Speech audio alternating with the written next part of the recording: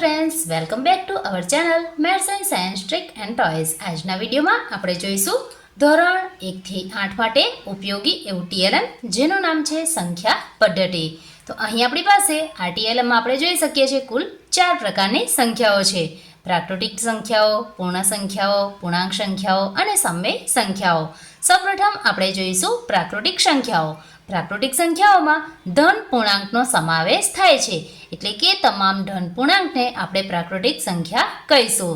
જેમ કે 1, 2, 3, 4, 97, 107, 908, 1235, 97254 જેવી અલગ અલગ પ્રકારની ધન સંખ્યાઓને આપણે પ્રાકૃતિક સંખ્યા કહીશું.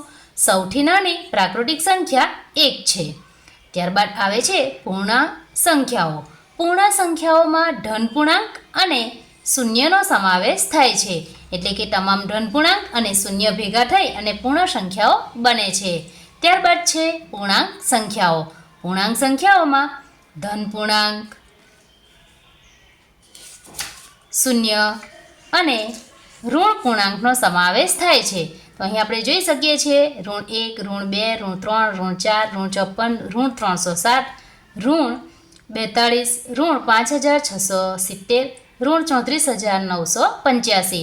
તો આ પ્રકારની તમામ ઋણ પૂર્ણાંક સંખ્યાઓ, ત્યારબાદ શૂન્ય અને ધન પૂર્ણાંક ભેગા થઈ અને પૂર્ણાંક સંખ્યાઓ બનાવે છે. હવે આપણે જોઈશું સમય સંખ્યાઓ.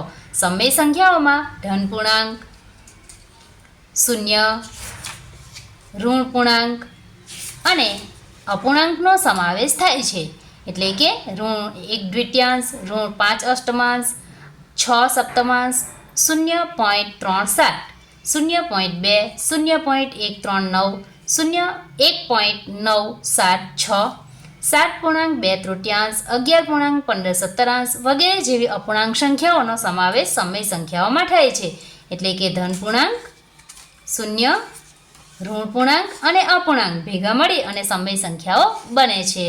જો મિત્રો તમને આ વિડીયો ગમ્યો હોય તો લાઈક કરશો, આ વિડીયોને તમારા મિત્રોમાં જરૂરથી શેર કરશો. નીચે રહેલ બટનને ક્લિક કરી બાજુમાં રહેલ બેલ આઇકોન પર ક્લિક કરશો, જેથી નવા વિડીયોની નોટિફિકેશન તમને ખૂબ જ ઝડપથી મળી રહે. Thank you.